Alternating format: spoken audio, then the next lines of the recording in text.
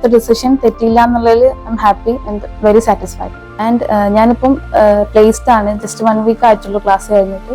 Hi, എൻ്റെ പേര് മുഫീദ. ഞാനൊരു ബിടെക് ഇലക്ട്രിക്കൽ ഗ്രാജുവേറ്റ് ആണ്.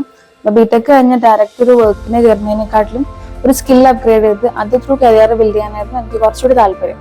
അങ്ങനെയാണ് ഞാൻ ബിമ്മിന്റെ കരിയർ ഓപ്പർച്യൂണിറ്റീസിനെ കുറിച്ച് അറിയുന്നത്. പിന്നെ ഒരു നല്ല ഇൻസ്റ്റിറ്റ്യൂഷൻ സെലക്ട് ചെയ്യാനായിരുന്നു.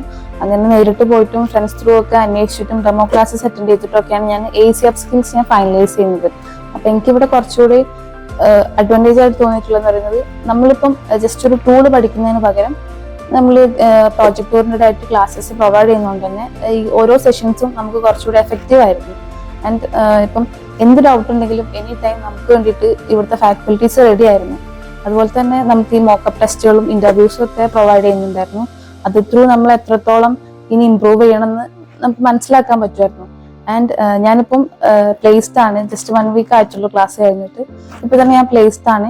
പ്ലേസ് ചെയ്യാനുള്ള കംപ്ലീറ്റ് അസിസ്റ്റൻസ് എനിക്ക് ഇവിടുന്ന് പ്രൊവൈഡ് ചെയ്തിരുന്നു. ആൻഡ് ഞാൻ എടുത്ത ഡിസിഷൻ തെറ്റിയില്ല എന്നുള്ളതിൽ I am happy and very satisfied.